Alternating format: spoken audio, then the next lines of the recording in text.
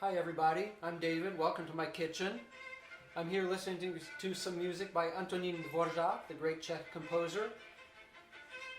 Dvorák is one of my favorite composers, and I'm here to talk to you today about his opera RUSALKA in advance of our upcoming online broadcast of our 2017 production of his opera. I don't know about you, but Dvorák, his music makes me feel nostalgic for Czech lands, and I'm not even Czech. I think I'm not the only one, because in the 1890s he was invited to New York to teach American composers how to find their uniquely American voice, because he had clearly helped create a uniquely Czech voice in his time. I thought, what better way to honor this occasion than to try to cook the great Czech national side dish of dumplings called knedlíky. I have never made them before, but here I am. I just watched Joyce Castle cook while singing Bon Appetit, so I figured the least I could do is try to talk while doing this. Well, here we go. I have my yeast and milk and sugar mixture that have been going for 10 minutes, and I'm going to add that to flour and an egg. And then I'll add it, I'll put it on my mixer here. I have a dough hook. And I'll start this on low speed. Well, that was not low speed, but it is now. All right. While that's happening, I just wanted to say a couple more things. The history of knedlíky, there's an interesting anecdote. It's reputed that they were invented by a Czech military cook whose oven was destroyed by enemy fire, and so he boiled his bread, and thus the dumpling was born. They're similar to German dumplings, knödel, and there's a little similarity in the word, but they are quite different, and they're always served with any kind of roast and usually some kind of cabbage on the side. When you order in a Czech restaurant, the server will ask you sometimes 4 or 6, and what they mean is how many slices of knedlíky would you like to have? Well, sometimes they'll also decide for you. They'll look at you and think, oh, you have the appetite for 6. That has never happened to me. So, the 1800s saw what is referred to as the Czech National Revival in Bohemia and Moravia, and that was a result of 300 years of Habsburg rule. For more than 300 years, Czech lands were under Czech rule, flourished, published some of the first books outside of Germany when the Gutenberg printing press was invented. The Holy Roman Emperor Charles IV made his seat in Prague. He was a descendant of the original Czech kings, and he created in Prague the first university east of the Danube. But in 1620, at the Battle of White Mountain, everything changed. Czech military forces lost to the Viennese Habsburgs, and so Bohemia and Moravia came under Viennese rule. Czech as a language and culture was slowly subsumed into the German culture to the point that around 1800 Czech was almost not spoken. And it wasn't until the early 1800s where a grammar in Czech was finally published and a Czech-German dictionary was published that a literary movement began to be created. The literary movement had great influence on composers. I'm going to name you 2 authors from the literary movement who are really important. One is the female writer Božena Němcová, who wrote a novel called The Grandmother, and who also wrote prose versions of fairy tales. Keep that in mind. Fairy tales were thought at that time to be the most authentic expression of Czech narrative culture, and folk music was thought to be the most pure expression of Czech musical culture. The next most important book in this movement was Karel Jaromír Erben's book Kytice, which was a collection of poems based on folk tales. These were hugely influential to composers, and in fact Dvorák wrote 4 tone poems based on this composer. I'm going to show you a wonderful book that shows the poetry side by side, Czech and English. Kytice means garland or bouquet, and what he means is a bouquet of poetry. All of these are really dark stories, and RUSALKA also is not your typical Disney happy ending story. just like we know from Germany, the Brothers Grimm collection of folk tales was based on pretty dark subjects. The same in Czech lands. Fairy tales, as we call them now, were not really intended for children. They were really something that adults told to each other after the children had gone to bed. And you'll find that most of these stories have supernatural beings populating forests and lakes who pretty much come up against human beings often aspiring to things outside of what one might consider the natural order of their lives, and the supernatural side putting them in their place. One of these poems is Water Goblin, or Vodník, and this is a character who features prominently in the opera RUSALKA. But I need to check on my dough. It looks like it's finished and I need to let it rise, so I'm going to ask my friend David Neely to read some of the poem and talk to you more about the opera RUSALKA. Take it away, David, live in the piano corner. Thanks, David. Here's the first stanza. Na topole nad jezerem seděl vodník pod večerem. Svíť, měsíčku svíť, ať myší je nít. Here it is in an English translation that preserves the rhythm. On a poplar by the pool, the goblin sat at twilight cool. Glow, moon, glow, that my thread may sew. He's sewing himself a green coat and red boots for an upcoming wedding. That rhythm of the third and fourth lines, dun, dun, dun, dun, dun, dun, dun, dun, forms the basis of the main theme in Dvořák's symphonic poem, The Water Goblin.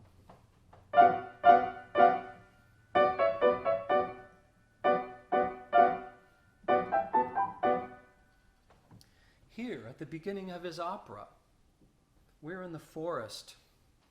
We don't necessarily know this in a production where the curtain is down. Our production, the audience has already seen the set, and it's clearly underwater. We have furniture and things floating in the water, and we have furniture and things sinking into the bed of the lake. So we're definitely in a watery realm, and the color suggests that. It's a beautifully designed production by Jacob Clymer. And our stage director, Chaz Rader-Schieber, has created a wonderfully musical staging. Here's the opening. Silence.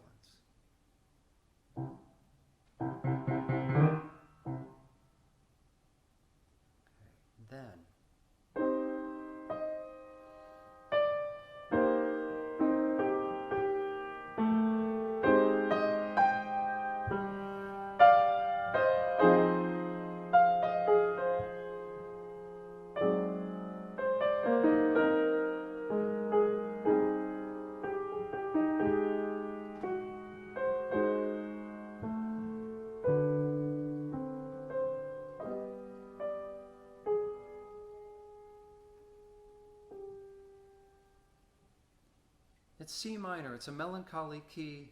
This theme we find is associated with RUSALKA and her longing to be human. These last four notes, those leaning upper neighbor appoggiaturas, half steps, indicate her sadness and her yearning. We have some more silence, and then back to this. Clearly a motive that's vodník. It's also the darkness of the forest. The forest being the element of chaos and the unknown, somewhere where we don't want to be after dark. It's no wonder that so many legends grew up around forests, and there are supernatural beings in forest. If you imagine a time before streetlights and flashlights, when torch maybe only worked for a certain amount of time in a forest, that a lot of heroes' journeys start there. Then we get a theme, sounds like dawn. We get a little sunlight.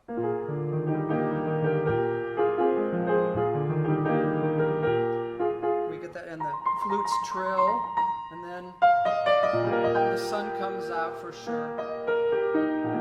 And then it gets kind of homey and comforting, which is, home is such an important feeling in Dvořák's music. And then we have horns, like hunting horns.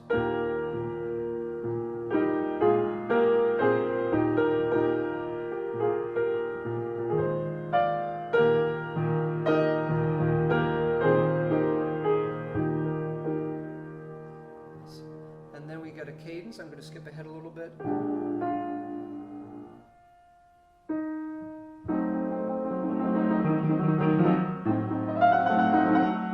Sudden we went from that nice early morning atmosphere to something nervous and full of suspense. That's Vodniak's theme, and that is RUSALKA's nervousness and fear. We get then in the overture 3 chords that are associated with Vodnik and have something to do with the mystery of the supernatural. If you're wondering why I'm talking about the overture, it's because most of the main themes of the opera are exposed here for the first time. Just like in the operas of Wagner that Dvorák admired, the idea of the leitmotif, or the motive, the theme that is associated with a character or an idea becomes the generating force in a large musical work. Here are the 3 chords.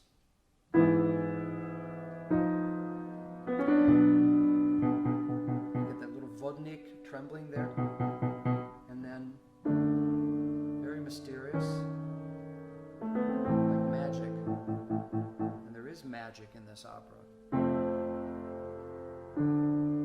A bit majestic here, and the opera comes to a close, and we get and wood nymphs appear.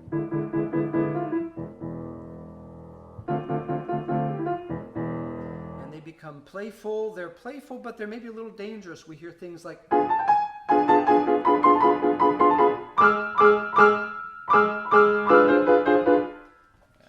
not everything is playful, but they are playful at this point. Listen.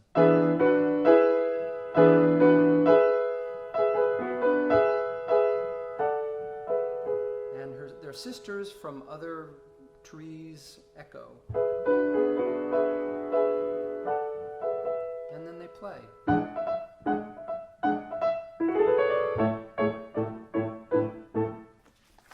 So we have a scene where the nymphs tease and flirt with Vodnik. And Vodnik says, you go do your thing, go run to and fro or helter-skelter, horem dolem. And this is a theme that we hear a lot in the opera.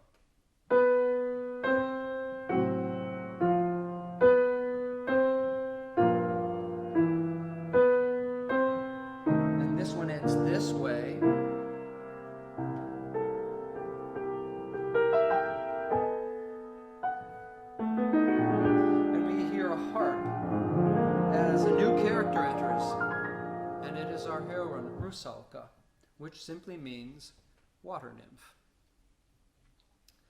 And we get undulating waves, or like the light reflecting on the surface of the water. And here's her theme again, but not sad this time. It's beautiful, just like she is graceful.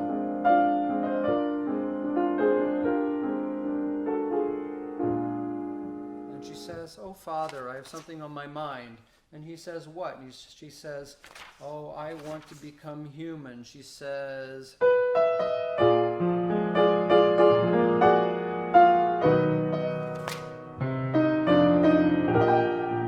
want to be human and feel the sun's rays."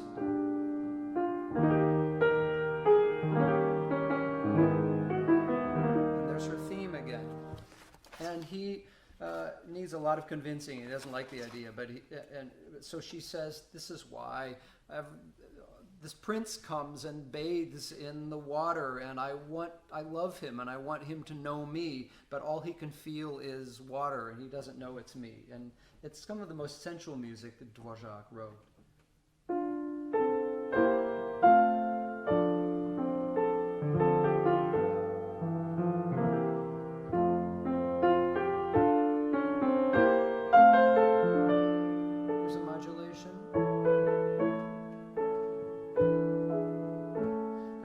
Orchestrational touch there, I think in general, RUSALKA has some of Dvořák's greatest use of the orchestra. But listen to what the orchestra does. The voice says, and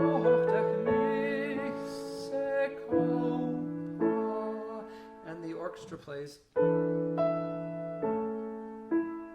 And then she talks about the water against his skin and undulates.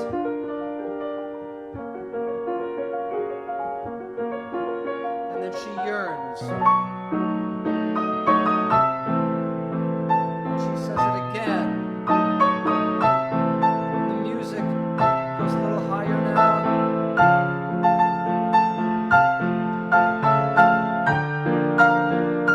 We get a yearning chord there.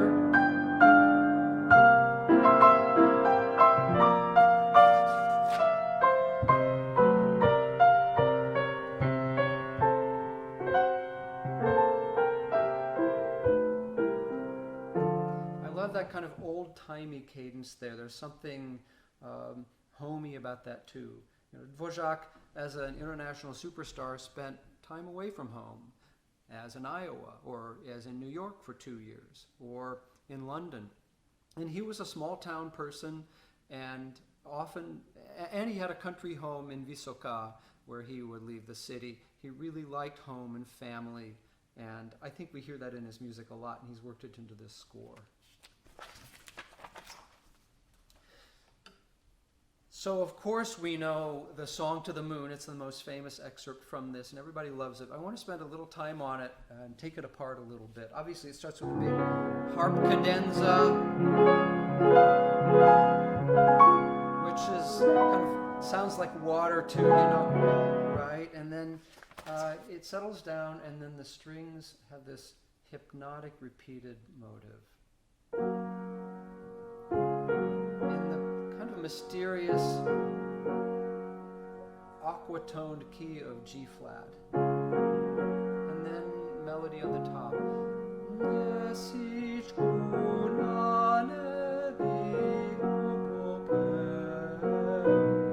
Notice how it kind of circles around. She's singing to the moon to grant her her wish. And here's the intervening measure in the orchestra.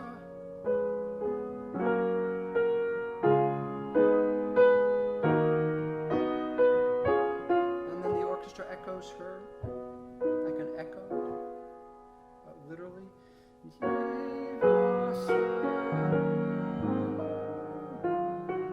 And then the accompaniment gets a little more nervous, yearning, offbeat.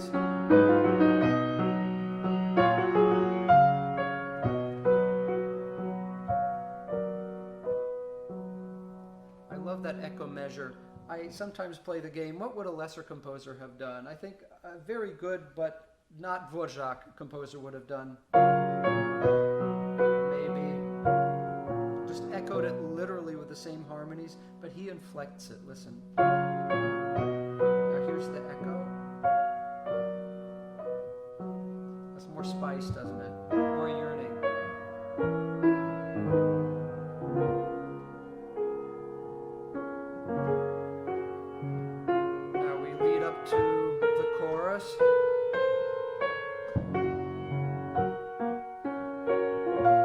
Pizzicato accompaniment in the strings, long line in the voice.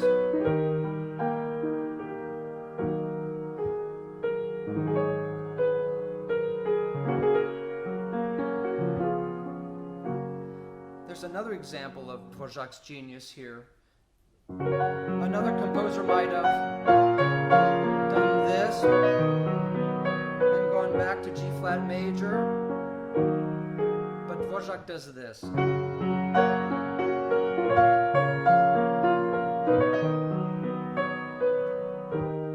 Surprise, E flat major, and then just straight to E flat minor. Major-minor dichotomy is so important in Dvořák's music. It's like the two moods, and sometimes they're so close that the proximity of happiness and sadness creates almost an overlap of the emotions, which I think one of the things that breaks our hearts in his style. There's also a moment where the orchestra has a moonshine motive that it's hard to hear in real life, but I want to point this out to you.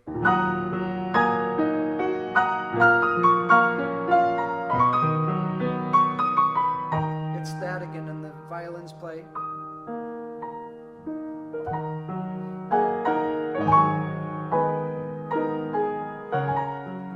That ornament is so Bohemian, and then we get this cadence. Again, that's almost, instead of those two notes, it's unusual, but gives it a Bohemian flavor. And then we have this nervous motive, where she worries, and then it calms down, and we have a second verse. And she pleads, and finally she goes to see the witch, who, after a lot of dialogue about the pros and cons of wanting to be human, what that might mean, she says, okay, I'll do it, but it may not end up well for you. And we get something that sounds like a bagpipe, a duda. This is the abracadabra. Churi muri fuk in Czech. Churi muri fuk. And the orchestra circles around mysteriously. And the meter changes. Now we're back in 3/4, and then.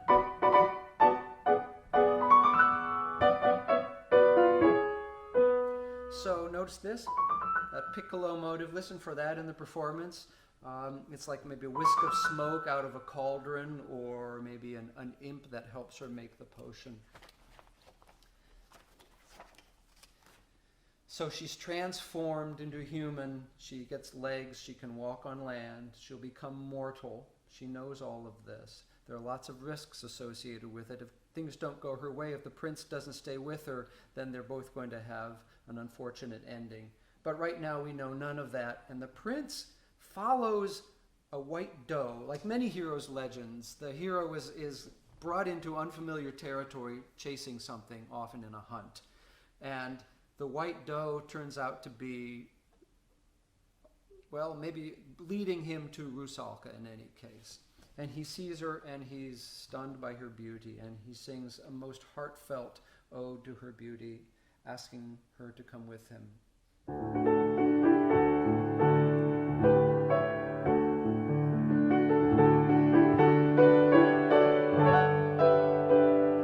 If you notice, a lot of the sincere music in this opera is harmonized in parallel thirds like this.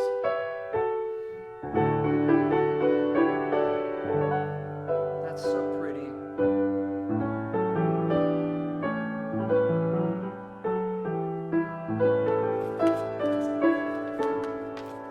Oh, I have a paperclip stuck here. Sorry, everybody.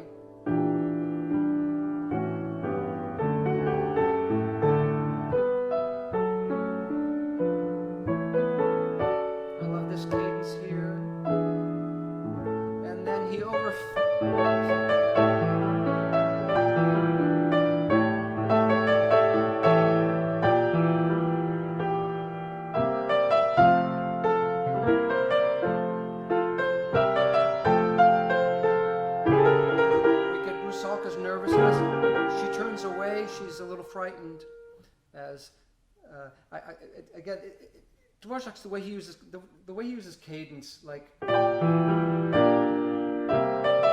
unexpected modulations. Listen for those in the opera; they're quite astounding.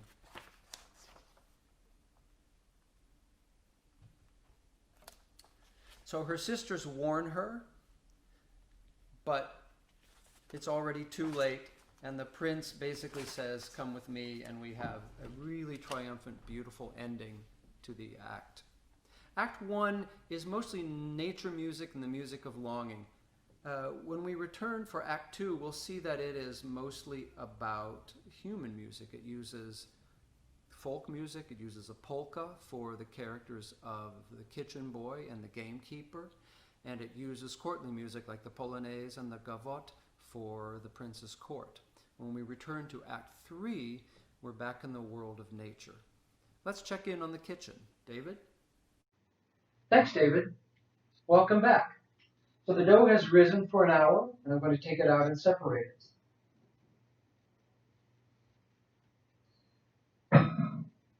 The libretto for RUSALKA was written by a young Czech playwright named Jaroslav Kvapil. He had vacationed in Denmark, where he had the idea of writing a Czech version of Hans Christian Andersen's The Little Mermaid.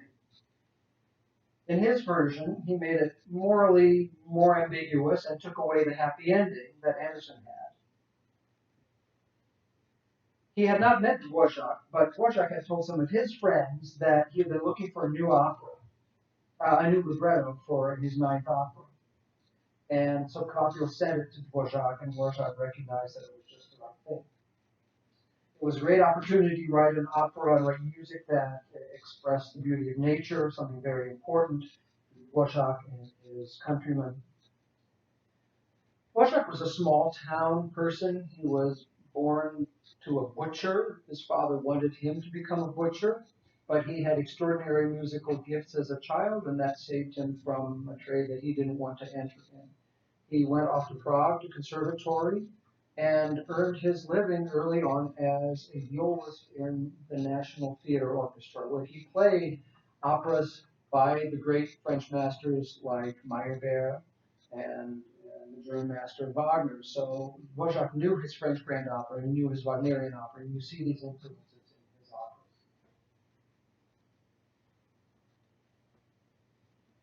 So what you do with this now is you divide it into three. Looking quite nice. I'm going to take these and shape them into rolls.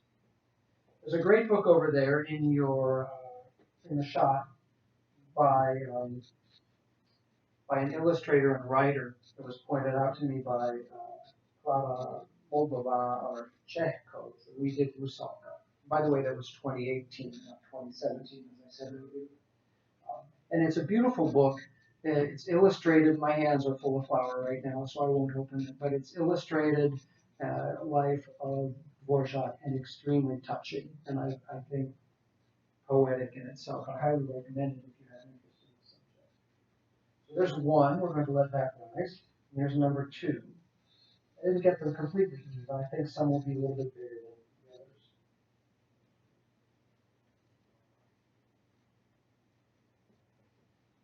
Cylinders. 2. And number 3. Okay, while I'm doing this, I'm going to pass it back to you for some more music. Back to you. Act 2 begins with a polka. There's a wedding in preparation. We have human music. Horns. So we know we're in a royal setting with the Prince's Palace. And then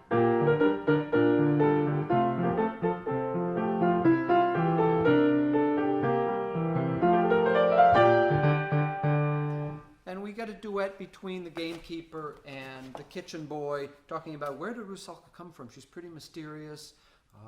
I hear she's maybe was a supernatural being, and so there's some spooky music, and the gamekeeper's like, no, everything's fine, and sings more folk dance music. Vodník shows up and tries to convince RUSALKA to leave and says no matter how often you try, how much you try to be human, you won't fit in. But he does this in a comforting folk song of the sort that your grandmother might have sung to you. I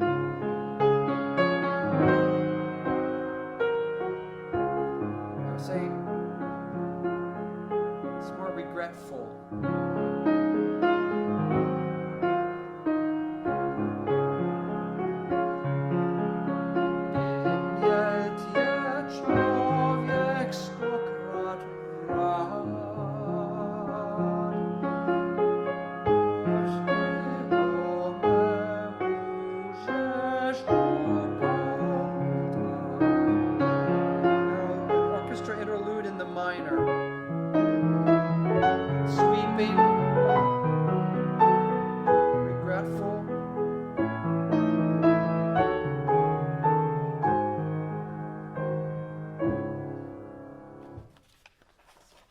Toward the end of the act, we have the foreign princess and the prince, the two human romantic characters in dialogue in an Italian-style operatic duet. Dvorák said that he didn't like it when two characters sang at the same time, but he made an exception to that here, as I think he wanted to underscore the human side of this as apart from the supernatural world. It's a very dramatic duet. It has a very dramatic ending to the act.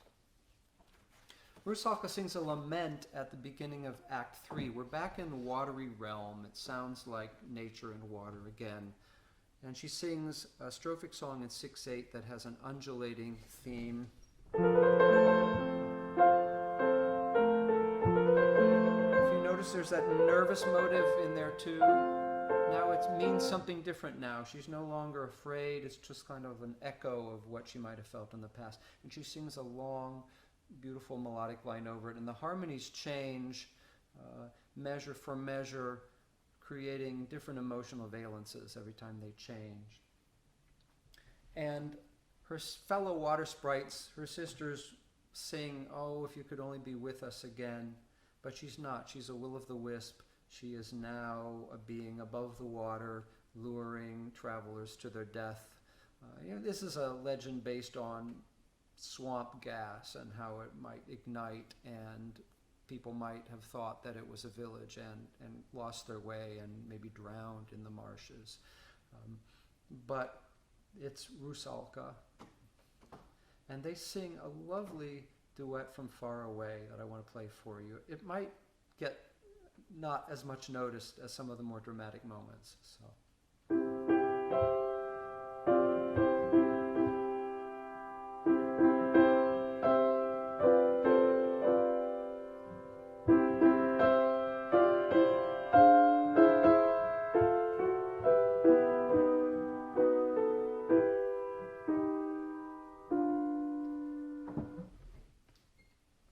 Songs for chorus are common in folk music and in the folk tradition in Bohemia and Moravia, and harmonized like this is something that would have been familiar to Dvorák and to his audiences. I think this is a particularly beautiful harmonization.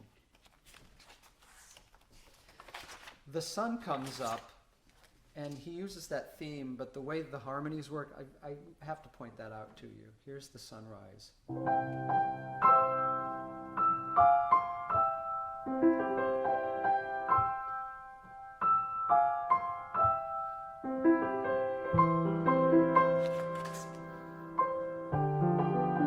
The strings play tremolo like...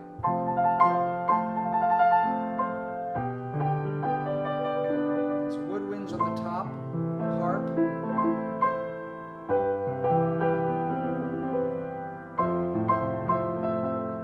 The bass just goes down by step, right down the scale.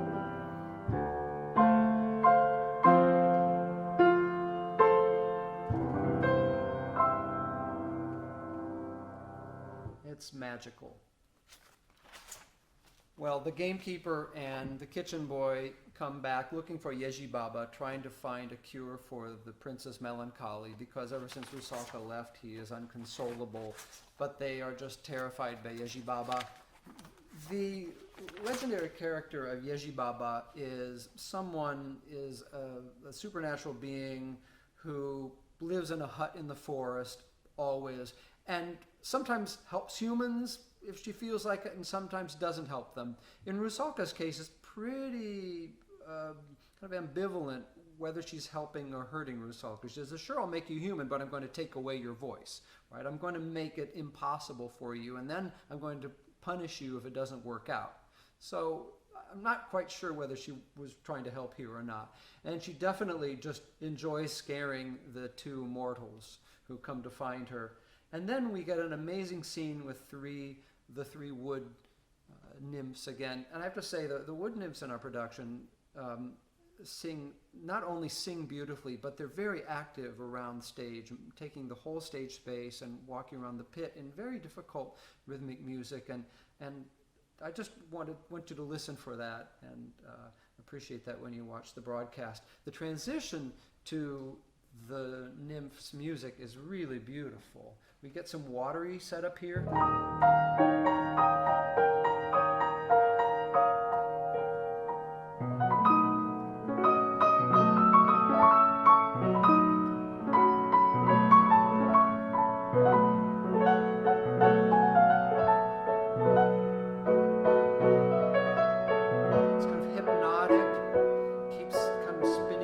the same motive. That's the introduction. And the first sprite sings, I have beautiful hair of gold.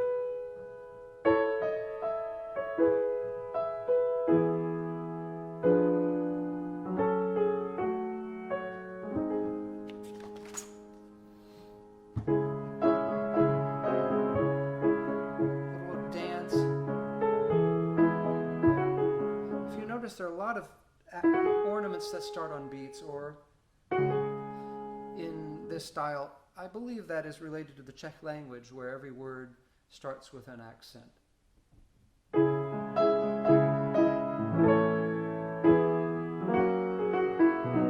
And then I'll skip ahead a little bit where she sings an arching melody.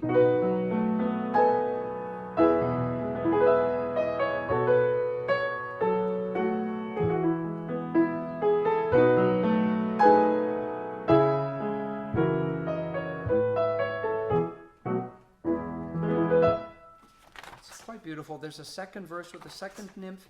There are three nymphs. And Dvorák, at the dinner table one night at home, said, I have this problem. I have three verses, but I feel like the act is getting a little bit too long. I don't want to write a third verse for the third nymph, but I don't want to leave her out. There's a great text for it. And his son, Ottokar, who was 8 or 9 or 10, I believe, around that, said, well, what if you have the third nymph sing her verse while the others are singing the third chorus? And he thought, what a great idea. So that's what he does. Listen for that. It's a clever solution. Well, the prince comes back. He's looking for Rusalka. He's run away from his castle. And we hear the hunting horn. And then he looks around. Just as before, he recognizes the place that he met Rusalka in Act 1. And there's a flute. Played beautifully in our orchestra.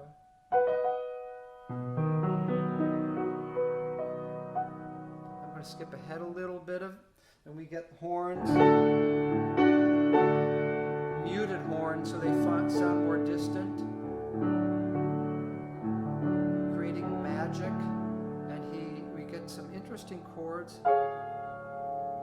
And he says, Tady to bylo, I was here before.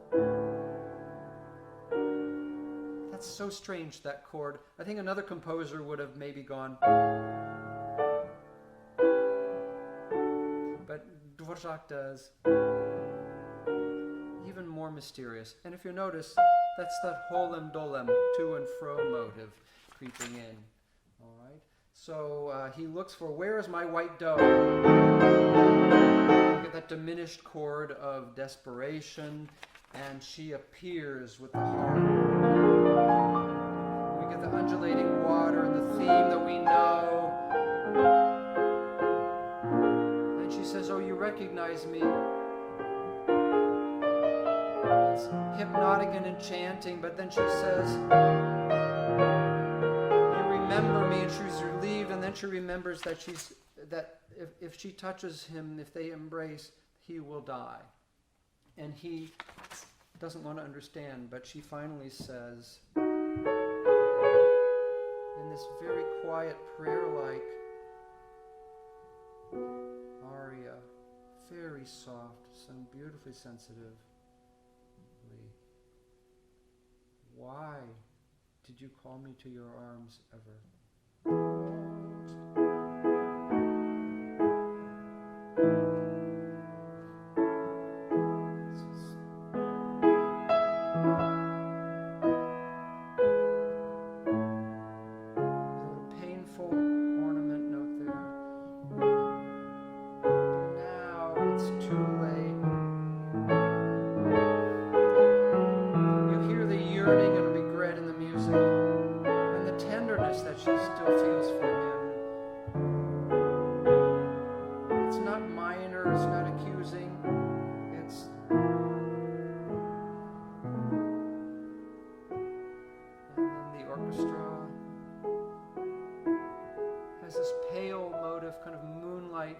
Dancing motive.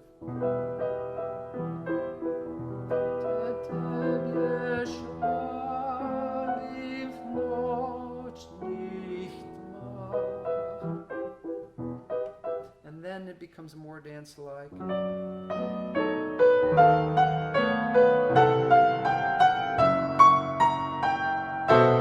Desperate. Again, we have those half-step arpeggiaturas of pain, sadness, and it settles down. And then the orchestra kind of caresses with the accompanimental motive.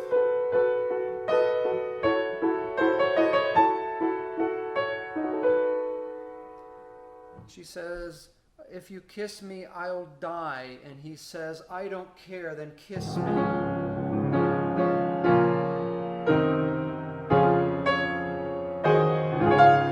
The orchestra answers.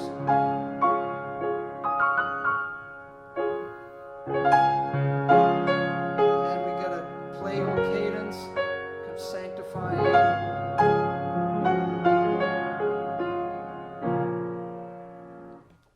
And there are some, again, folk dance-like elements that enter so interestingly and beautifully here, like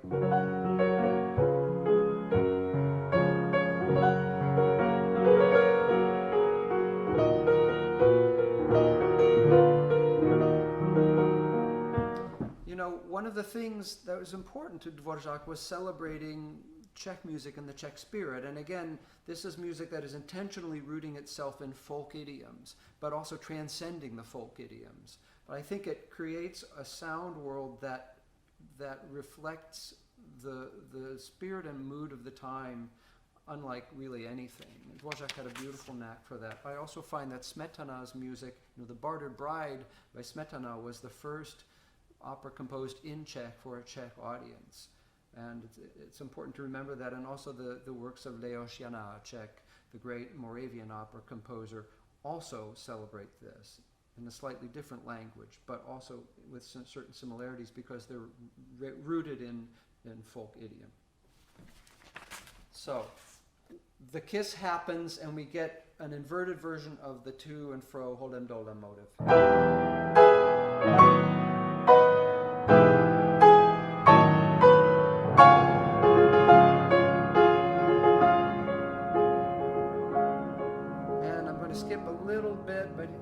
As he dies, he sings. There's no regret here. Kiss me, bring me peace. It's the same motive we heard before, but transformed. It's softer and it has more simple accompaniment. Kiss my sins away.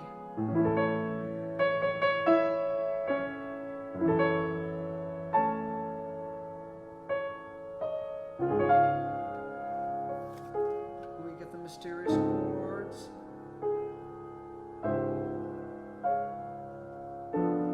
Again, the Holem Dolem theme. And he fades away and he says, I die happy.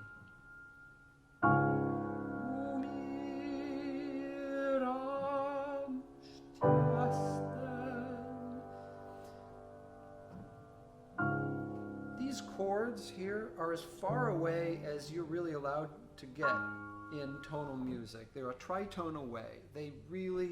It's like opposite ends of the harmonic spectrum, and Dvorák makes them work together. But I think the fact that they're so unrelated underscores the mystery of his dying, which is yet another transformation. RUSALKA transforming from a world of the immortal to the mortal, and him transforming from the mortal world into, who knows, death, the mystery of love, the mystery of death, the mystery of possible spiritual immortality later. And he dies, and we get a reflection. We know it's a happy death, except we then we get vodnik. Tam-tam in the orchestra, very dark sound. He says, oh, RUSALKA, why? He's dying in your arms and you got nothing. Should have listened to me. And then we get his chords again. Strange chords. He says, oh, woe, Rusalka. Whoa, Rusalka. And then a last cadence. And if you notice, there's no third in there. It's an open fifth, which is really amazing and creepy. And he sings a chromatic scale, which you don't do in opera.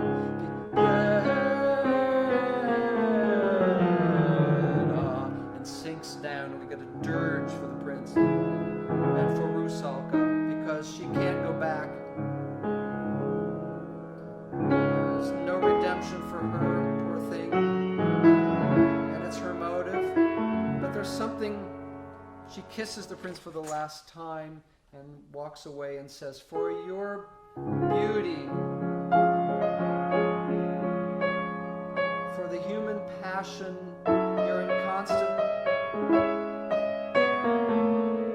for all that," she says, "for which I'm cursed now, may your soul find peace from God and mercy." And we get almost a church cadence. A few mentions of God and religion in the piece, and then again the inverted Holem Dolem kiss motive.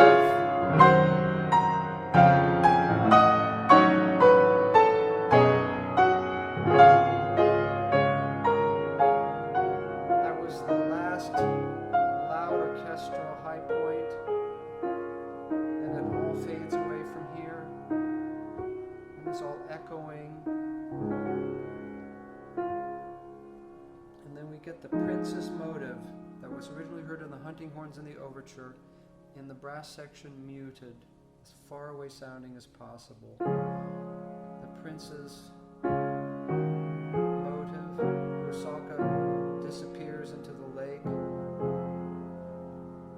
and then it's almost as if Dvorák is saying, "And now, children, that's the end of the story." Speaking to the inner child in all of us. One of the most stunning endings of an opera that I know, the final 20 minutes of Rusalka, are among the greatest in all of opera.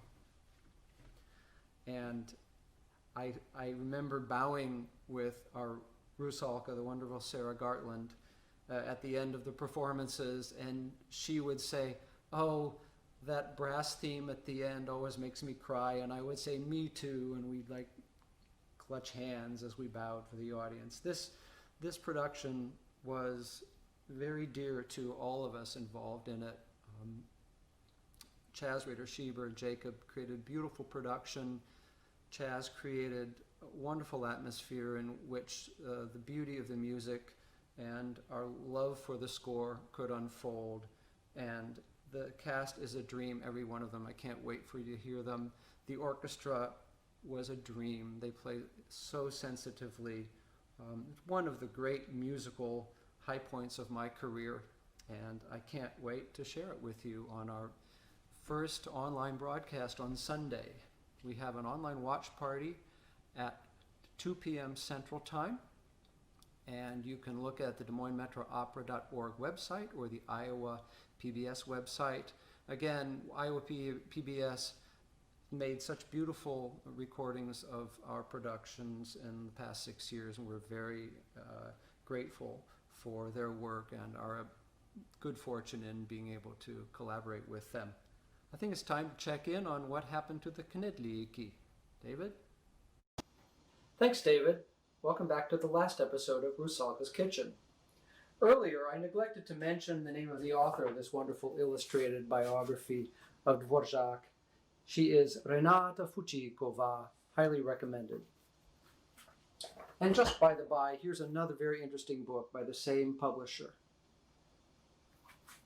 So, it's now time to take one of our dumplings and put it in boiling water. Ease it in.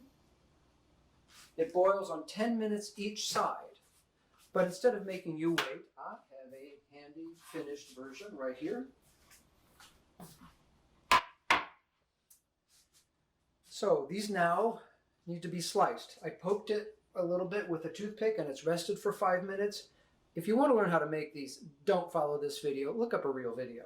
But I'm going to try to slice this in the way that is traditional. If I had a Czech grandmother, hopefully she would be proud. So one slice. Ah, yes. That looks just right. And number 2, and we'll do one more. Slice them about 3/4 of an inch thick. All right.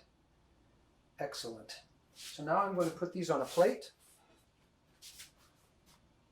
I'll take 3 and serve it with some mushroom ragu in this case. I want to have something that has a lot of sauce so that the knedlíky have something to soak up. There you go. I can imagine Dvorák in New York being homesick for good Czech food and Czech Pilsner. I'm going to say bon appetit, dobrou chuť, and to your health, na zdraví. Thanks for being with us tonight.